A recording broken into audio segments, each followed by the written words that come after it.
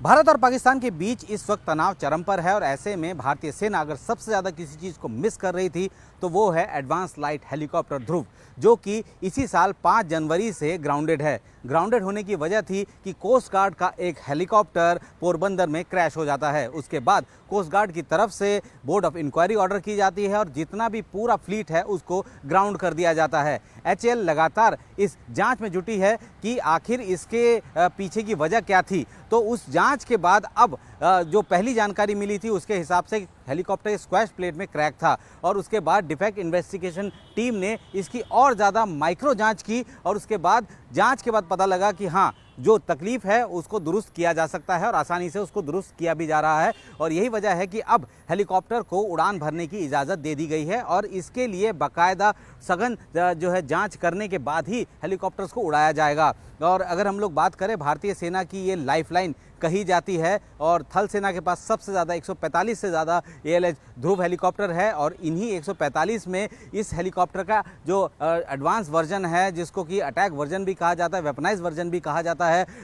रुद्रा, उसकी संख्या तकरीबन 75 है। इसी तरीके से भारतीय वायुसेना 70 ALH को ऑपरेट करती है, तो वहीं नौसेना के पास 16 और 20 के करीब जो है वो कोस्ट गार्ड के पास है। और पिछले इतने दिनों से, यानी कि तकरीबन 100 से ज़्यादा दिनों से हेलीकॉप्टर ग्राउंडेड था और इसकी जगह जो हेलीकॉप्टर इस्तेमाल में लाए जा रहे थे वो पुराने चीता, चेतक और भारतीय वायुसेना के Mi-17 V5 को इस्तेमाल में लाया जा रहा था। इस हेलीकॉप्टर की सबसे खास बात यह है कि इसके पास खुद का अपना रडार है और ये किसी भी टेरेन में उड़ान भर सकता है, यानी कि ये समंदर के ऊपर भी उड़ सकता है, ये ज़मीन में पहाड़ों के बीच में भी आराम से फ्लाई कर सकता है, यहाँ तक कि 15,000 फीट की ऊंचाई पर भी ये आसानी से उड़ान भर सकता है। और जितने भी दूर दराज के इलाके हैं भारतीय सेना जहाँ पोस्टेड है, वहाँ इन हेलीकॉप्टर के ज़रिए ही जो ज़रूरी साजो सामान और बाकी इवैक्यूएशन या बाकी जो ऑपरेशन का अंजाम दिए जाते थे, इन्हीं हेलीकॉप्टर्स की वजह से दिए जाते थे। और पिछले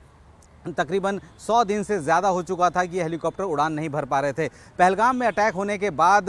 सबसे ज़्यादा और दिक्कत होने लगी थी, क्योंकि जो इस वक्त पहलगाम अटैक के बाद जिन हेलीकॉप्टर्स को इस्तेमाल में लाया जा रहा था आतंकियों को धरपकड़ के लिए, उनके एनकाउंटर के लिए, उनको ढूंढने के लिए, तो दिन में तो हेलीकॉप्टर्स जो है वो चीता, चेतक का इस्तेमाल किया जा रहा था, लेकिन ये हेलीकॉप्टर रात को उड़ान भर पाने में उतने कारगर नहीं हैं। और सिर्फ भारतीय वायुसेना के पास Mi-17 V5 हेलीकॉप्टर है जो कि रात को भी ऑपरेशन कर सकते हैं और सेना के पास सिर्फ ALH बचता था और उसी के चलते भारतीय सेना को ALH को उनके सुविधा के अनुसार या उनकी ज़रूरत के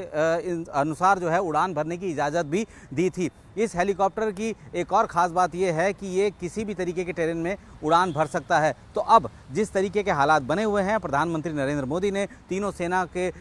चीफ को ये साफ कर दिया है कि वो अपने हिसाब से ऑपरेशन कंडक्ट कर सकते हैं, अपने हिसाब से वो फैसला ले सकते हैं कि कब, कैसे और कहाँ ऑपरेशन करना है। ऐसे में एकदम से ये हेलीकॉप्टर दोबारा से उड़ान भरने के लिए तैयार हो रहे हैं, तो भारतीय सेना की ताकत में ज़बरदस्त इजाफा इससे होगा और कह सकते हैं कि ये पाकिस्तान के लिए एक बहुत बुरी खबर भी है, क्योंकि उरी के अटैक के वक्त, उरी के अटैक के बाद जो सर्जिकल स्ट्राइक हुआ उसमें भी कहा जाता है कि इन हेलीकॉप्टर का इस्तेमाल किया गया था। तो अब पाकिस्तान इस हेलीकॉप्टर के दोबारा से उड़ान भरने की खबर से ज़रूर निराश हो रहा होगा।